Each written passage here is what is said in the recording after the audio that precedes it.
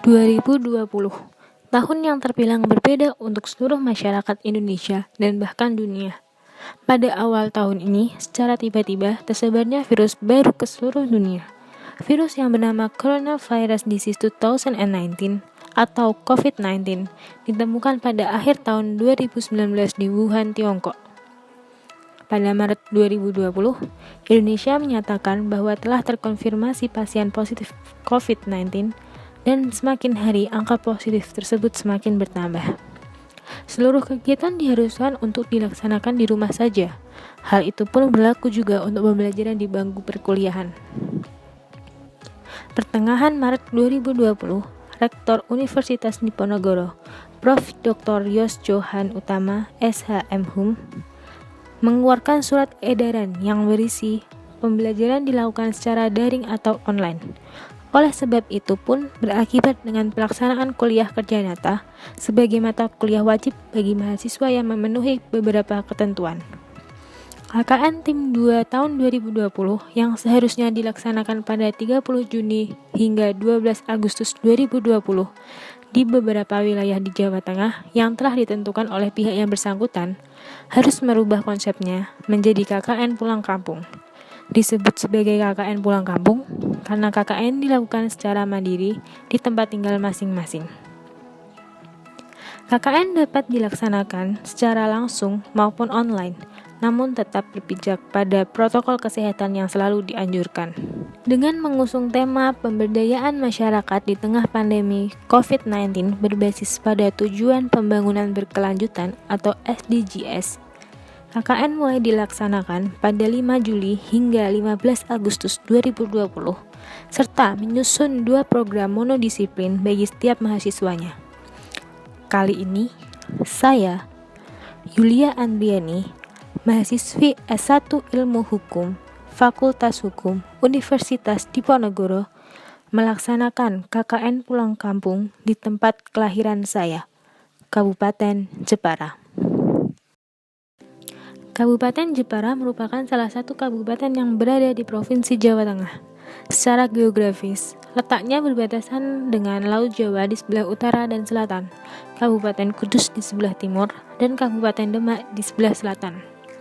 Kepulauan Karimun Jawa juga termasuk di dalam wilayah Kabupaten Jepara. Secara administratif, Kabupaten Jepara terdiri dari 16 kecamatan, 11 kelurahan, dan 184 desa. Lokasi yang menjadi sasaran kegiatan KKN yang saya laksanakan berada di Desa Taunan, Kecamatan Taunan. Tepatnya berada di RT 7, RW 7, Desa Taunan, Perumahan Gria Taunan Indah. Perumahan Gria Taunan Indah tepat berada di sebelah selatan Jalan Soekarno-Hatta yang memiliki ratusan rumah yang berdiri. Perumahan Gria Taunan Indah merupakan salah satu perumahan besar yang ada di Kabupaten Jepara dengan memiliki 1 RW dan 7 RT di dalamnya. Tepat di sebelah timur perumahan Gria Taunan Indah berdiri kantor Kecamatan Taunan yang juga berada di Jalan Soekarno-Hatta. Sedangkan Balai Desa Taunan terletak di Jalan Balai Desa nomor 2 Desa Taunan. Desa Taunan merupakan salah satu desa yang terletak di Kecamatan Taunan dengan luas wilayah sebesar 304 hektar dan berjarak kurang lebih 6 hingga 8 km dari ibu kota Kabupaten Jepara. Secara geografis, Desa Taunan berbatasan dengan Desa Senenan di sebelah utara, Desa Langon di sebelah selatan, Desa Krapyak di sebelah barat, dan Desa Pekalongan di sebelah timur. Desa Taunan memiliki 1 perguruan tinggi swasta, 2 SMA atau MA sederajat, 2 SMP atau MTS sederajat, dan 9 SD negeri atau MI sederajat. Desa Taunan memiliki potensi yang selalu dikembangkan selama ini, yaitu industri mebel atau seni ukir di Kabupaten Jepara. Hal itu ditunjukkan oleh banyaknya pengrajin dan pengusaha ukir maupun mebel dari mulai yang kecil hingga pengusaha besar. Selain itu, Desa Taunan juga terdapat kawasan perdagangan yang terletak sepanjang Jalan Soekarno-Hatta, arah yang merupakan jalan utama di Kabupaten Jepara. Masyarakat Desa Taunan sebagian besar mata pencahariannya adalah sebagai pengrajin ukir dan mebel, serta sebagian lagi sebagai petani, pedagang, pegawai, dan lain sebagainya. Masyarakat Desa Tahunan sudah sejak dahulu terkenal dengan keterampilan dalam bidang mengukir. Itu disebabkan karena generasi muda sudah mengenal atau sudah bisa mengukir sejak kecil.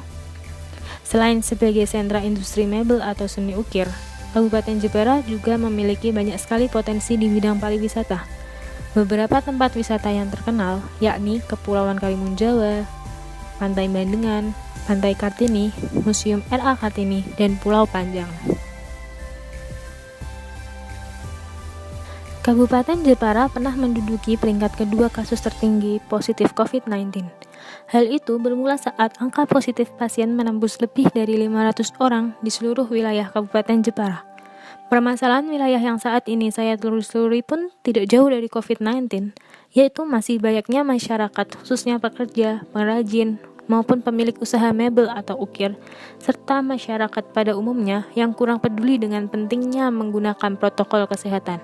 Sering ditemukan masyarakat terlihat tidak menggunakan masker atau face shield ketika berkegiatan di luar rumah. Padahal sangat penting untuk diterapkan guna memutus tali penyebaran COVID-19. Apabila disurvei dan ditelusuri lebih lanjut, sebagian masyarakat Kabupaten Jepara masih belum sadar akan adanya virus tersebut. Masyarakat yang sering mengabaikan tidak akan sadar apabila belum ada keluarga atau orang di lingkungan sekitarnya menjadi pasien positif terpapar COVID-19. Lalu, masih seringnya berkumpul di suatu tempat keramaian dan tidak menggunakan protokol kesehatan. Di sisi lain, penerapan pola hidup bersih dan sehat masih kurang berlaku di tengah kehidupan sehari-hari, khususnya saat pandemi COVID-19 yang semakin menjadi-jadi. Pola hidup bersih dan sehat sangat penting diterapkan sebagai upaya pencegahan penyebaran COVID-19, baik bagi diri sendiri maupun bagi orang-orang sekitar. Oleh sebab itu, saya sebagai mahasiswa berperan untuk mengabdi kepada masyarakat melalui penyampaian sosialisasi terkait pentingnya patuh terhadap aturan Bupati Jepara tentang pembatasan kegiatan masyarakat dan mengedukasi pentingnya melakukan pola hidup bersih dan sehat di lingkungan sekitar RT 7 RW 7 Desa Tahunan, Perumahan Gria Tahunan Indah.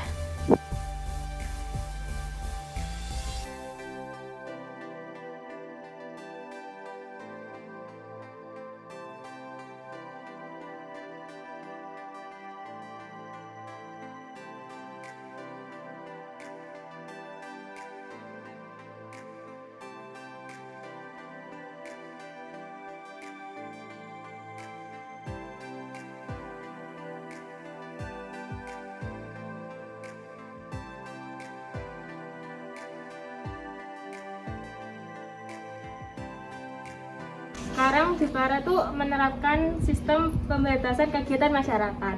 Itu tuh karena angka positifnya tuh tinggi, udah nomor 2 juga di Sejateng. Terus pembatasan kegiatan masyarakat tuh menurut peraturan Bupati itu tuh ada 6 di tempat ibadah, ini tempat ibadah. Terus ini di kantor-kantor gitu, kantor usaha. Terus ini di sekolah. Terus ini tuh kegiatan sosial gitu. Terus ini mode transportasi sama di tempat usaha kayak makanan-makanan gitu. Jadi kalau misalnya contohnya di tempat usaha ya itu tuh kalau di angkringan gitu itu tuh nanti ditutup pokoknya maksimal jam 11 tuh udah harus tutup.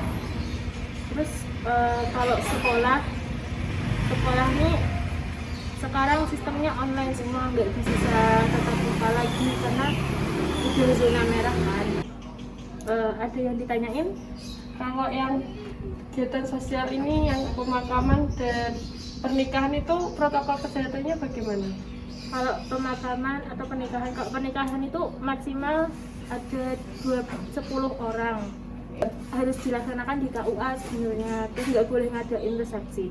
Kalau pemakaman itu maksimal 30 orang, bukan COVID itu boleh datang tapi ya dimaksimalin itu dan harus pakai masker dan lain-lain. Ada yang tanya lagi? Sudah baik, cukup. Jadi kemarin Bupati Jepara tuh mengeluarkan peraturan Bupati.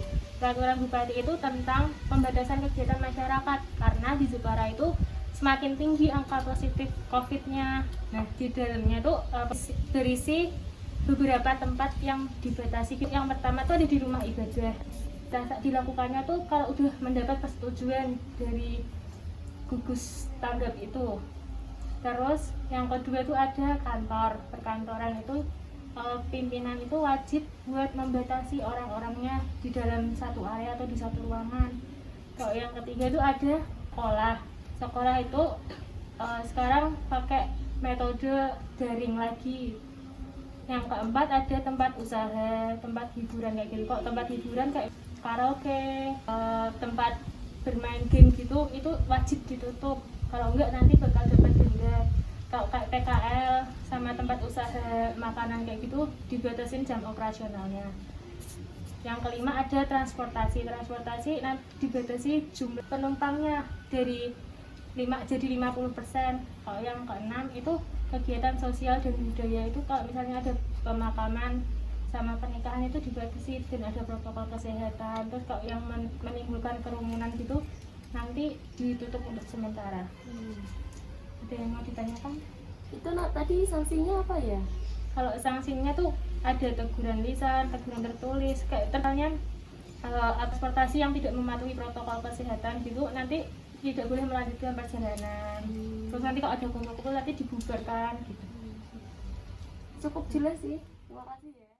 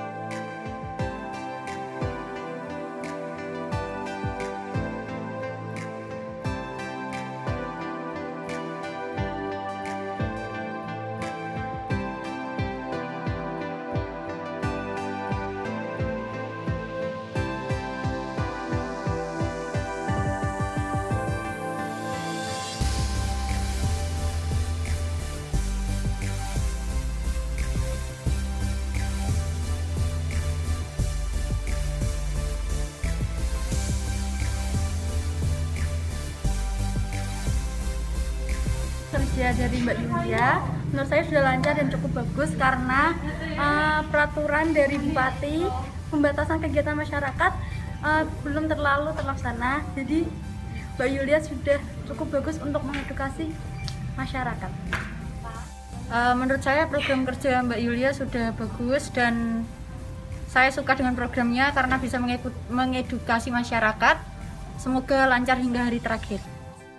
Menurut saya, sosialisasi terkait peraturan Bupati tentang pembatasan kegiatan warga selama pandemi ini dalam program KKN dari Saudara Yulia sudah cukup baik. Saya selaku warga menjadi paham tentang peraturan tersebut, terlebih adanya poster yang disebarluaskan di masyarakat sangat membantu pemahaman warga tentang peraturan itu. Semoga peraturan yang sudah dibuat oleh pemerintah dapat dilaksanakan oleh masyarakat dengan baik. Terima kasih.